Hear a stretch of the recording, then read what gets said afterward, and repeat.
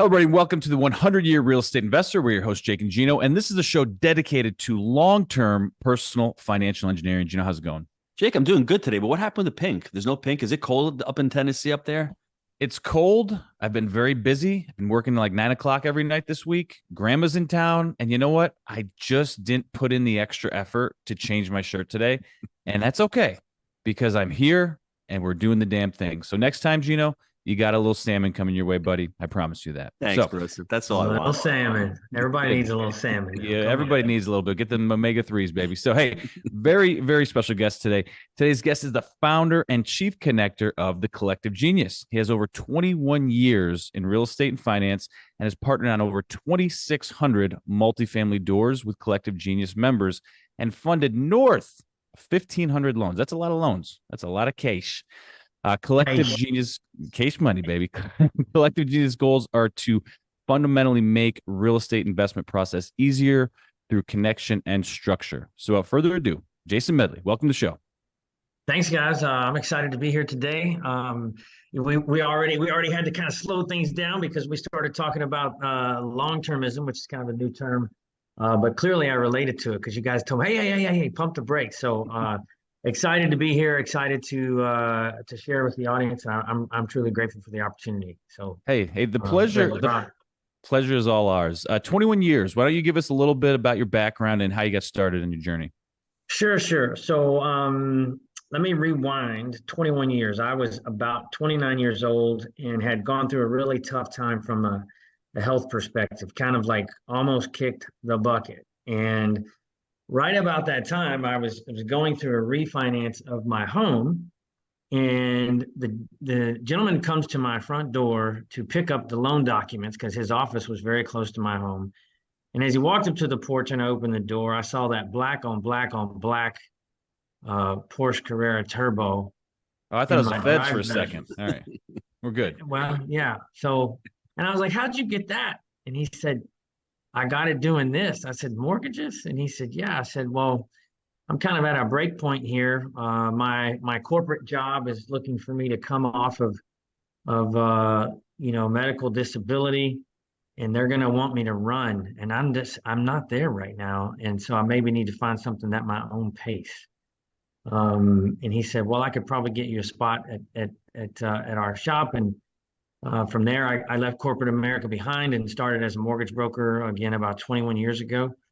And from there, kind of evolved from working for someone to opening my own shop, riding that wave up, much like the one that we just are coming off of right now, which I view ending in very similar fashion.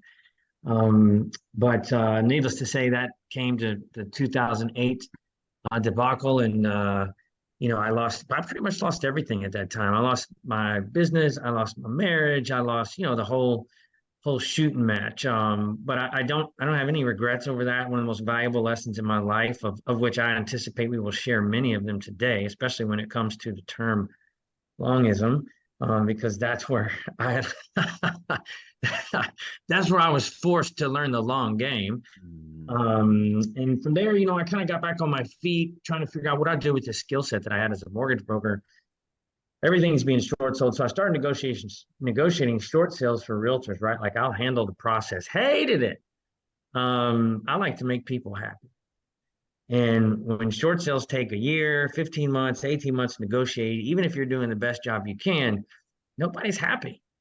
And so, needless to say, what's really going on with a short sale? Do they ever close? Have you ever closed a short sale? Has anyone ever? Dude, we used to have guys that they had factories, right? Factories that would negotiate short sales and then flip them.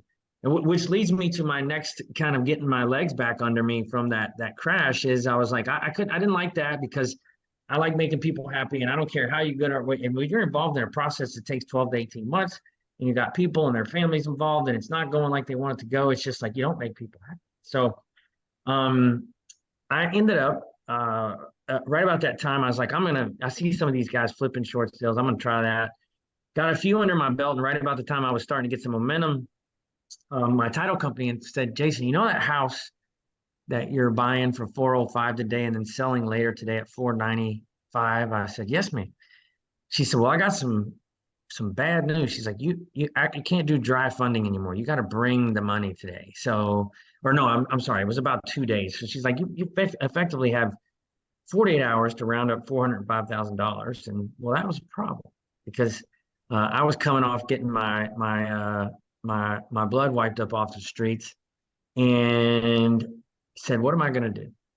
So I called a buddy of mine who was quite wealthy. I said, can I borrow 405 grand for like literally just a couple of hours? Like send it at 10 o'clock closing in the morning to B2C closing later the afternoon, like 2 o'clock. I need it for like 4 hours.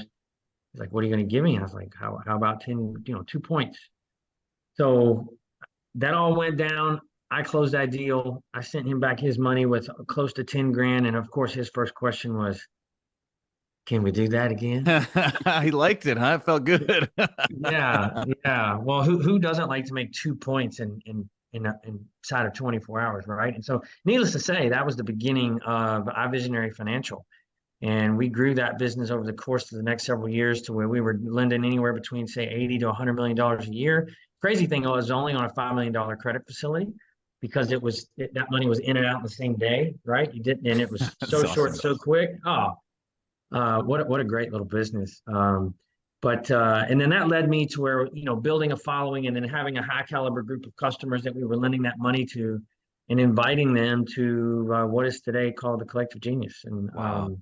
yeah, I started that about 12 years ago. There was me and probably 10 other human beings in a room, and here we are 12 years later. We have as of today 324 members, 224 memberships. Member wise, we probably have close to 500. And the things that they do together, business wise and philanthropy wise and vacation wise, and just doing life together, it's turned into something really really pretty cool. So Right here, Jake's got the question. He wants me to ask you the current state of multifamily. I'll let him get into long-termism, but you had said before you started recording, you're into acquisition mode right now. Where do you see the market right now? Because you've seen a few market cycles. You're a little bit long in the tooth, like myself, and you're saying to yourself, this is just repeating. This happened 12, 15 years ago. People have such short-term memories. We have syndicators in this market that are going to get hammered because they've only been in one cycle. So where do you see yourself in multifamily for the next 12 to 18 months going on? So just to draw some clarity, when I said acquisition mode, I was actually referring acquisition mode to peer-to-peer networks like CG. So if I created some confusion there, my apologies. But as far as multifamily goes, I think there's going to be, I don't care if it's multifamily or single family or I think there's going to be washout. Any family. Yeah, all families. Right. The mafia, all the families, right? Yeah, I mean, you hit it on the head, Gino. I think that there's a lot of syndicators who underwrote deals under a bad set of, it's guidelines. 20% rent growth every year, man. What are you saying? Yeah. Get some bridge debt and roll. Let's run. I'm going to take some mezz debt. That's, I'm not going to buy any caps on it because no interest rates will never go up. So I'm not going to buy They can't raise rates. No. So I'm like, they can't raise rates. You heard that a lot, I'm sure. They can't. Why would they ever do something raise rates? So foolish? Yeah, he's foolish, right? So, but here we are, and did they raise rates a little bit? Yeah, just a pinch. Yeah, just a pinch. Just a pinch every month, right? Yes. And yeah, I think it's going to be, if you want my personal opinion, and whether it's better or worse in 2008 depends really to me on your current financial position, right? If you're one of the people we're referring of, you're probably gonna be me in 2008, where I got the rug pulled out from under me and had to hit the reset button. If you're like me 2.0, you learn that lesson. You've made much better financial positions from the perspective of you. When that happened to me, I learned I could not predict the future, but I could prepare for it. And I could prepare for it in a way that no matter what happened, my family, and my business would be on solid footing. And that goes back to what we talked about a few minutes ago from a long-termism perspective, is that requires along the way, when everybody's punch drunk, holding on opportunities because you see the value, you see the potential loss relative to I've got a moat built, and I know that if I can hang on and protect that moat, when everybody else falls down this time around, I'm going to come in. Mhm. I'm going to come in and scoop it up. And so I think we're in for another repeat of that. I do think, while it'll never be as bad as 2008, I think it's going to be similar, to be perfectly candid. Um, I think it's bigger than real estate. I think it is. I think we're kind of in the everything bubble. Equities, Bitcoin, real estate. You're basically, the analogy that I would use is like if you have an addict who is just getting free drugs, not only drugs, but free drugs, which is kind of like free money, which is what we were getting. When you take that away from them, they are going to have withdrawals and the shakes and the tremors and the lack of the ability to navigate their day the way that they could before. And I'm not saying any of that to be negative, right? For some people, that situation is going to be very negative, and for some people, it is going to be very positive. I'm more so just stating you're asking me my realistic view of where we're at. So, And Jason, someone who's young listening to this, how do they avoid it for the next time, or how do they prepare for something like this? Or if they're going into this, Yeah. it's going to get bad. Let's talk about that. How can we give some lessons to the people that are going to getting into it right now? So I think there's preparation is different than reaction, right? So Mhm. from a preparation standpoint, here's the thing that I would tell young people. This is kind of one of those things, like if you had a pen and paper right now, I would write it down or put it in all caps. And that is, making money is a skill set, but keeping it is a discipline. They are different, right? I know a lot of people who can make it. I know even fewer who can keep it long term.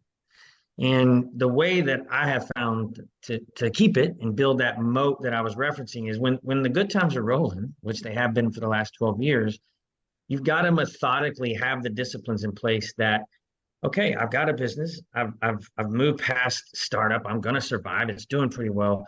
Then you've got to methodically build protections for your family and for your business. That's before like you run out and start buying stuff, even apartments or houses. My thoughts are, because everybody wants a passive income, right?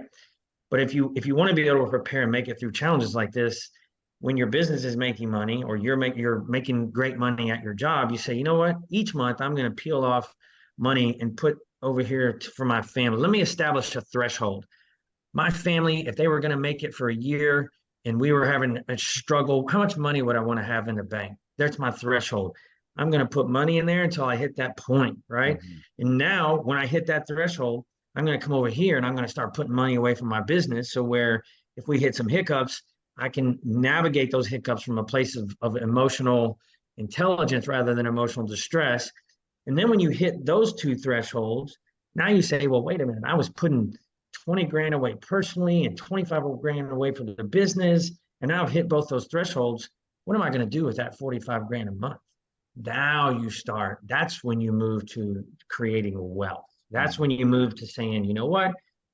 I can go out and I can take an apartment complex down, a multifamily deal down, and I can use some of that cash. And it's not my oxygen cash, right? It's not my, and I can make some mistakes along the way. And it doesn't necessarily mean if I make mistakes, I have to hit the reset button because I've got that cushion, I've got that buffer, right? So I see it kind of in phases where create the foundation that enables you, because I mean, business is tough. You're going to make some mistakes. We all do. It's kind of part of it's part of the walk, you Mhm.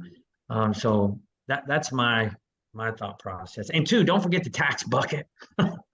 That's, I think every entrepreneur, when they have their first big year and the tax man comes knocking, they're like, hey, wait a minute. I've invested that money. I don't have it. Well, so buckets, buckets first, you The know? uh, the the interesting thing that you're saying was everyone wants that passive income.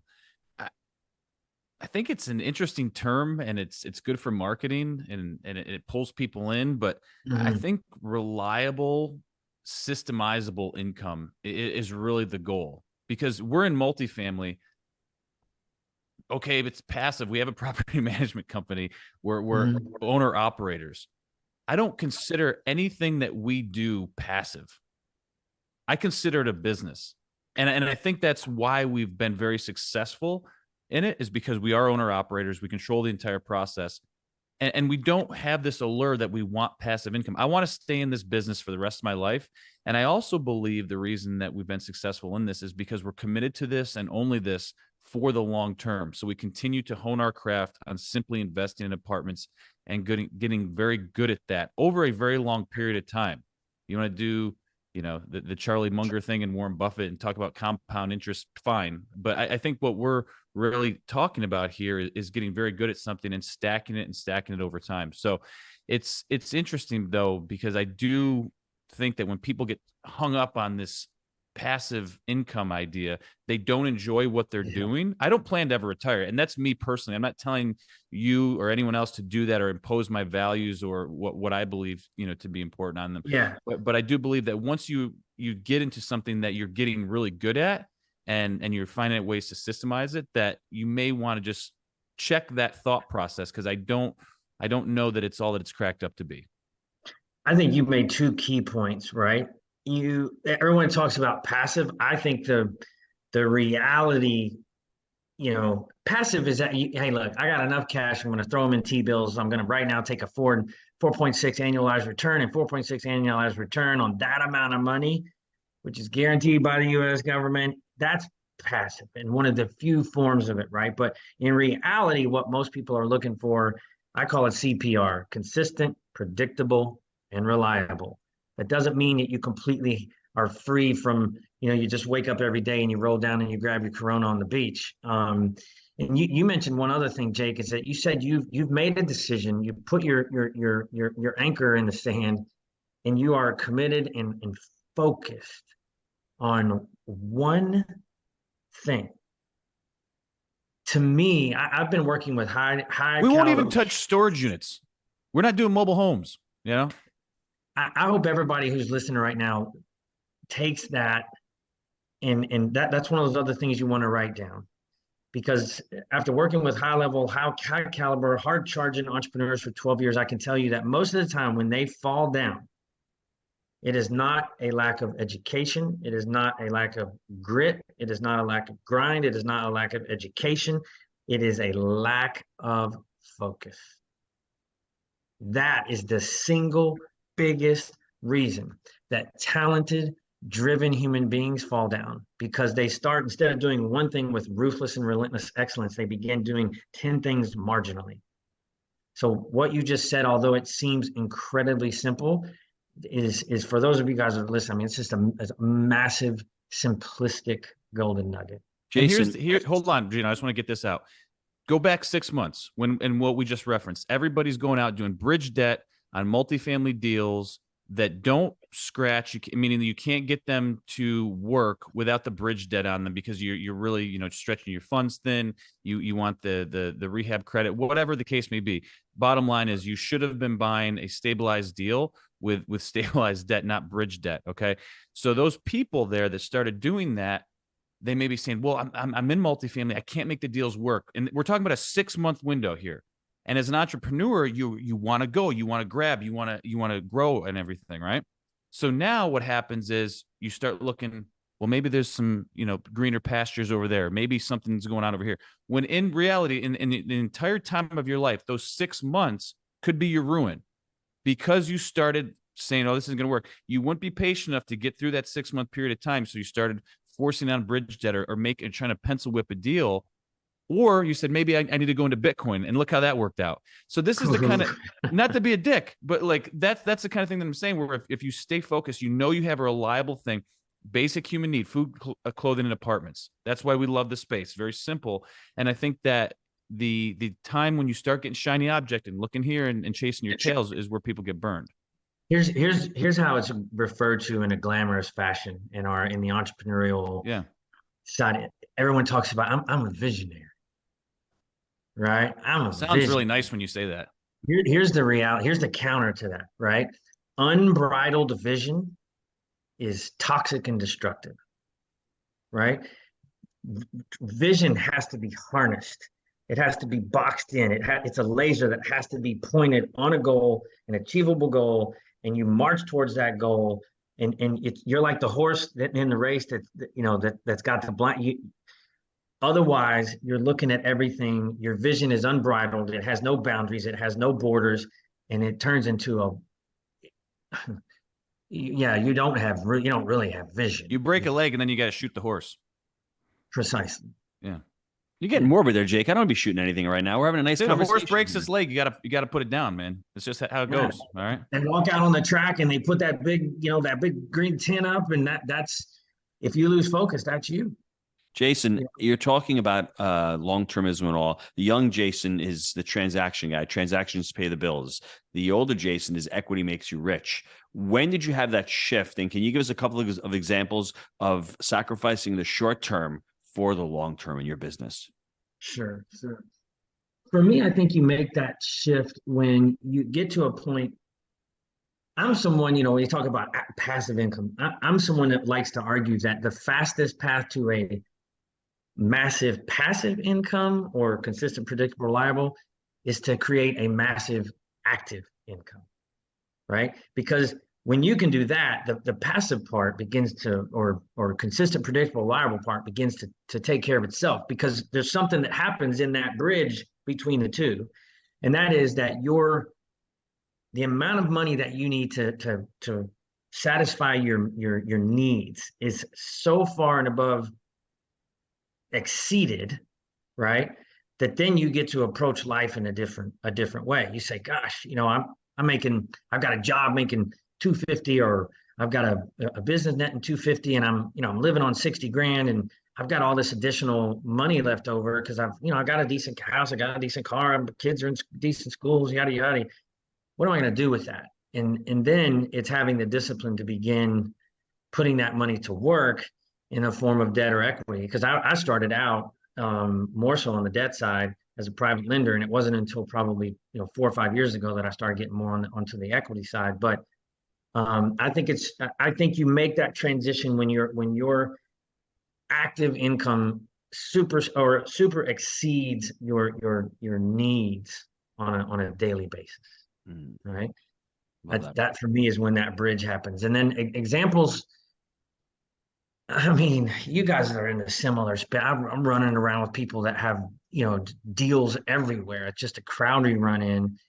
And for me, having been through 2008 and having, been through having my clock cleaned, you can just look up and see this exuberance, and you know that at some point it's going to come to an end. And so you got, whether it's, people saying, hey, I've got these luxury rehabs. Can I need $600K to get this thing up and finished out. Or it's, hey, I've got this syndication, we're going to pay you 10% off the bat, but it's a value add. And you start thinking, wait a minute, you're going to pay me a 10% yield on a quarterly basis, and it's a value add, it's sucking up capital. How are you going to pay me the 10%? Oh, because you're bingo. You just described the last 3 years of people over raising and paying people back their raise throughout the process in order to meet their pref.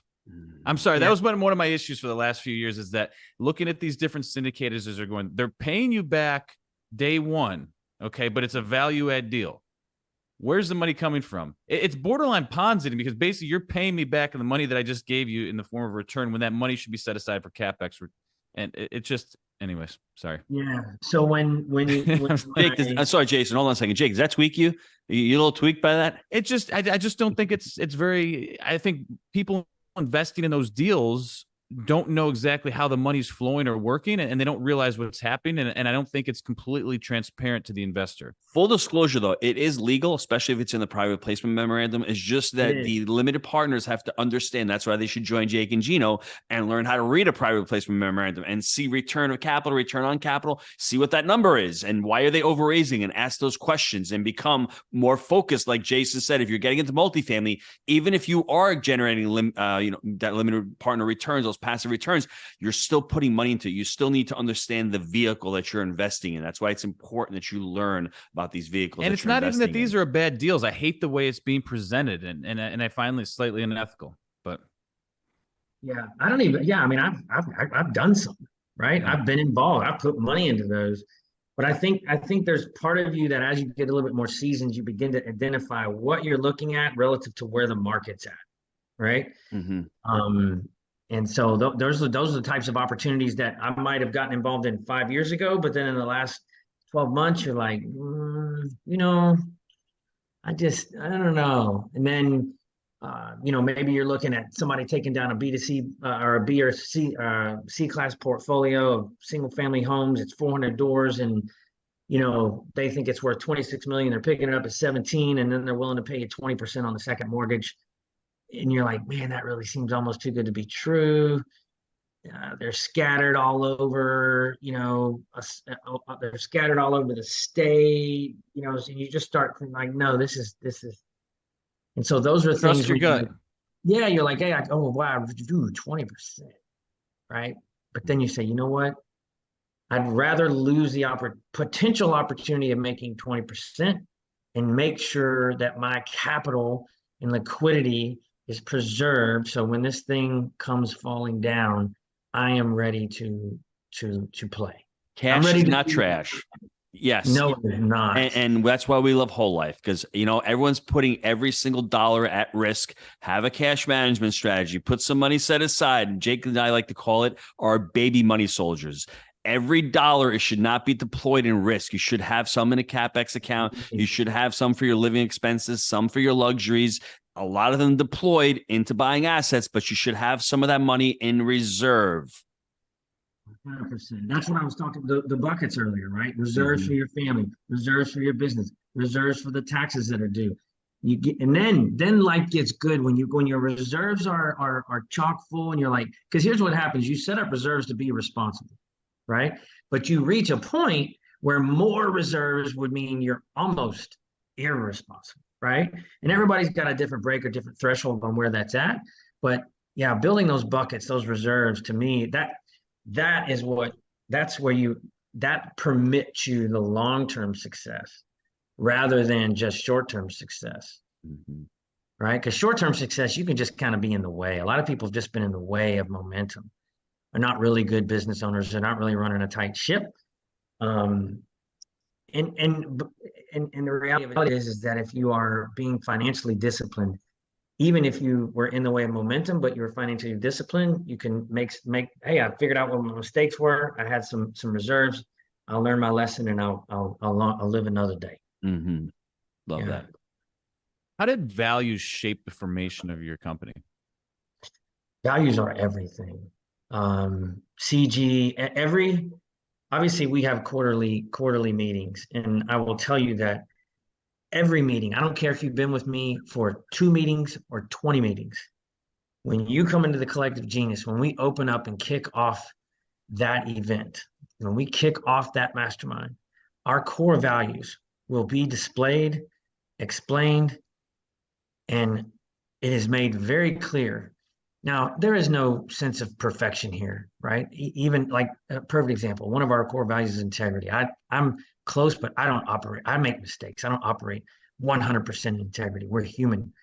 But my point is that is actually think about this. You get 324 business owners together, hard charging bulls, A-type personalities. If you don't have values and you don't have borders and guidelines of how they are to play together, right?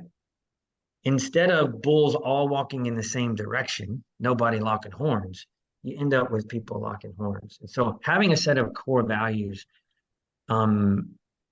is absolutely critical, and it is what it has shaped the Collective Genius. And I'll tell you this too: when you have a set of core values, and when you're building an organization, first of all, that's when your company turns into an organization. That's when you go from being a business over to actually having an organization. And when you operate from a place of core values, the people that you bring in when you're building your team and you tell them what your core values are, they are going to either be attracted to you or repelled by you and those values. And so those values are what allow you to create a cohesive team that are then in alignment on marching towards the vision that you've created for your organization. I think values and establishing values You got to look yourself in the mirror too. Like I was interviewing. We're adding an additional regional manager on our property management team, and I was interviewing internal candidates yesterday. And I was said like, hey, where are we at with the core values? Are we living them as an organization? And be explicit. And so I got some really interesting feedback where, it's a little cliche, but we have a people's first core value, and they said for the team internally, we really feel it. But at times with the rents going up and things like that, there's people that are being displaced, and we got into the dichotomy of leadership and the challenges that take place when you're confronted with that. It's a real thing. And so I think you need to be open to also hearing feedback if you are in fact living those values or if you're going astray. And I think having honest interactions with your team is a great way to, extract that. Because to your point, it's we're not robots. You're going to have issues, but you need to be able to, pull yourself back to the center and be grounded enough to hear what's really going on. The pivotal part of that is core values are not to be treated and then placed on, or created and then placed on the shelf. Mm-hmm. Right. Or imposed on everyone else but you. Right. Right. And the way to make sure that doesn't happen is that you are routinely, whether it's in your quarterly planning sessions or whatever, you're routinely going over those core values and redefining them. What do they mean? What they meant to you in a market 6 years ago, they may mean something, because the conversation you just had about people being displaced because of escalating rents 6 years ago, that wasn't really a thing as much as it is today. And so now you have a different set of circumstances in a different marketplace in which you have to then say, how do our core values align with the set of circumstances that we have today? Jason, last question. Yeah. Last question from me. Core values, cadence of accountability. These are two things that you've used to, charge the growth of your company over the last 10 to 12 years. What else do you attribute that growth to, that long-termism to? To my company specific? Yeah, to your company. Genius? Yes, exactly. Yeah. I attribute that to a couple of different things. Number one, when we were kind of getting warmed up and before we got kicked off here today, I was saying that we are selective. We're not looking just to collect membership fees. We're looking to build a community in which not only do we have talented real estate investors, but we have solid human beings. And so there are times when we bypass money to preserve our term is community and culture before commission, right? So I think making sure that you, and being in the business for 12 years affords you some luxuries versus 12 days. But being selective in picking who your customers are, I think is important. Being selective in who you have on your team. I have a rock star team. Just that doesn't mean some days don't want to strangle them, they want to strangle me, right? But as far as talented, it's not Yellowstone, man. We're not punching each other anymore, though, right? No punching. Physicality. No, we've never gotten there, right? Yeah.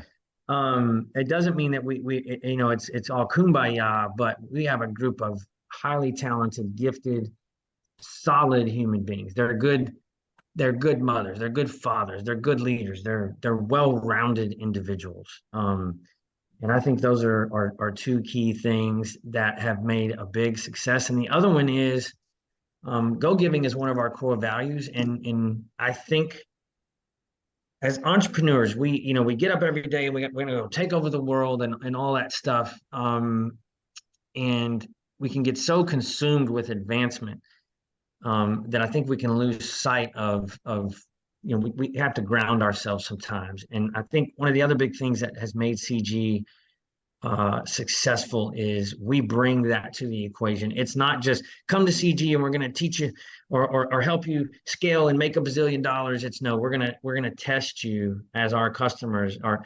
Who are you being as a mother, as a father, as a spouse, as a leader?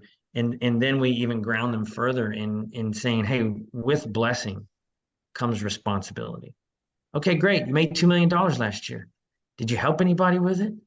And so we take trips to Guatemala and serve at orphanages, or whether it's building houses in Ensenada, Mexico, or wheelchairs in Jamaica.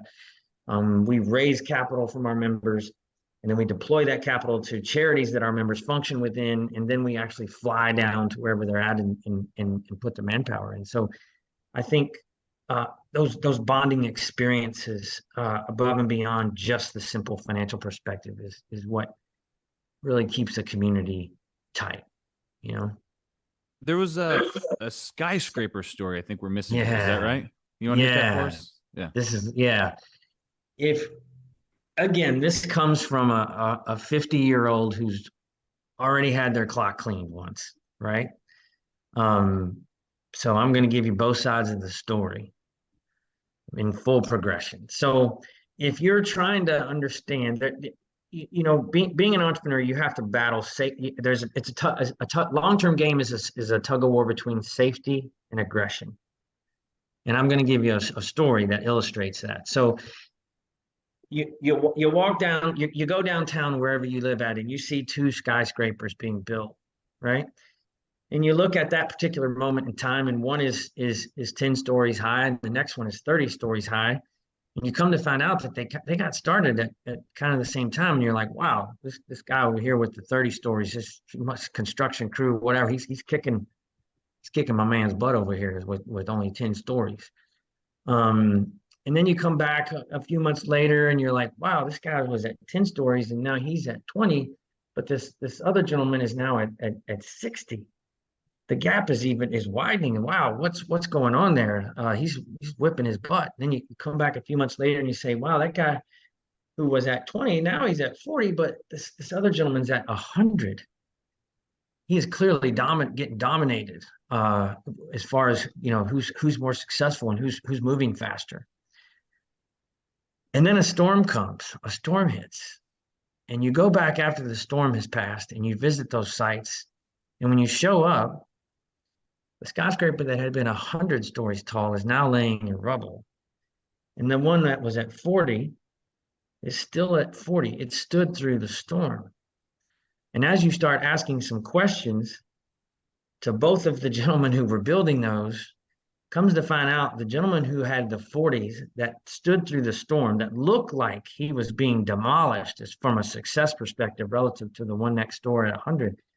He says, yeah, every time I would add 10 stories, I would come back in and strengthen my foundation, right? I'd add another 10 stories. I'd come in and I'd dig a foot lower, a foot deeper in my foundation.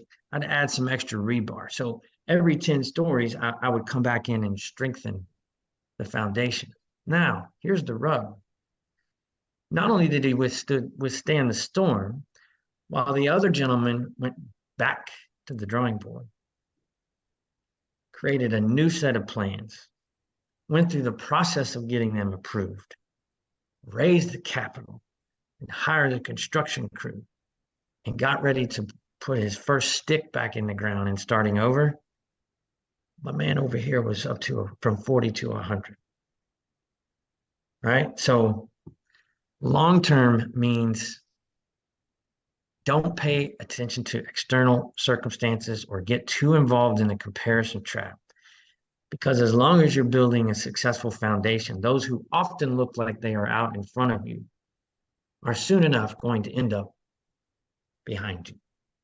Gino, I think we got to end the podcast forever.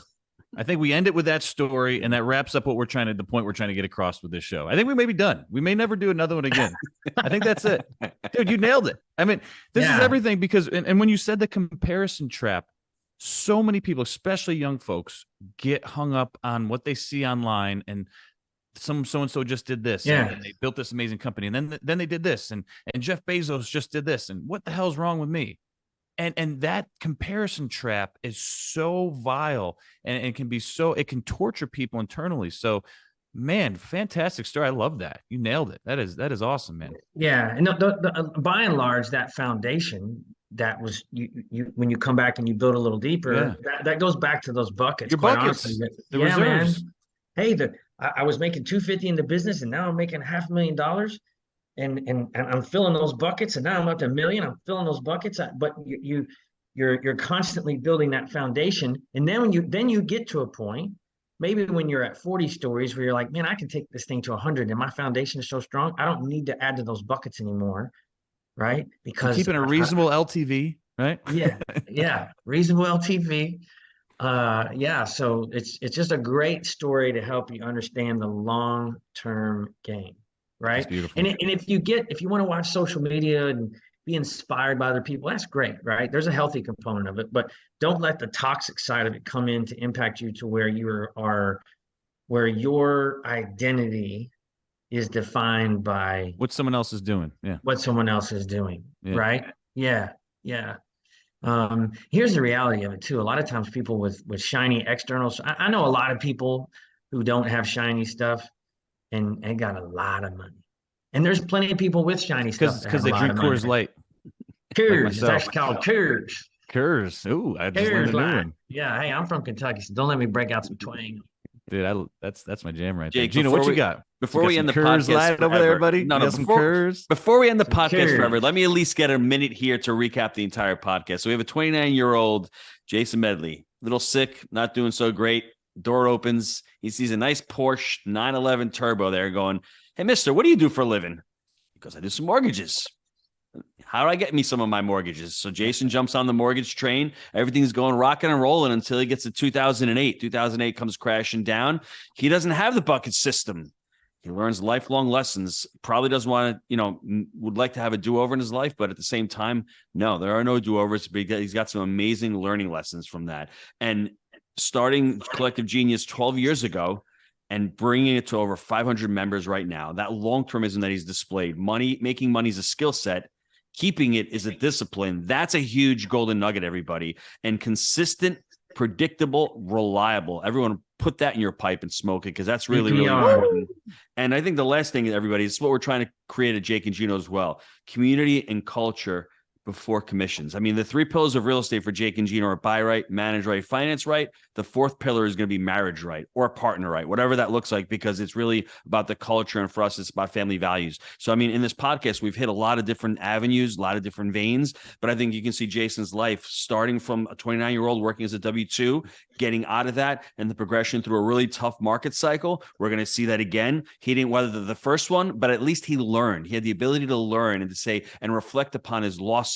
And he's trying to give all the young people out there who are listening to this, hey, I learned. I mean, people who are smart learn from their own lessons. People who are wise learn from others. I hope we have a lot of wise people out there listening to this who can implement what Jason's been talking about for the past 45 minutes or so. I just want to thank you for being on, for being an awesome guest. And we're honored and humbled to have you on the show today. Yeah, I enjoyed it, gentlemen. It was fun. Love to come back sometime in the future, and I enjoyed myself. Real quick, website for the company. Sure. It is thecollectivegenius.com. Thecollectivegenius.com. We put a bunch of hard-hitting, high-caliber, hard-charging real estate investors together to, they share their systems, their strategies, their resources. They do deal flow together, et cetera. So that's our jam right there. Fantastic. All right, gang. As always, we believe in buying deals for the long term. Think in decades. I'm Jake. He's the G Daddy, and you can find out more at 100. It's 100 year REI.com. And we'll see you next time. Thanks, everybody. Thanks, Jason.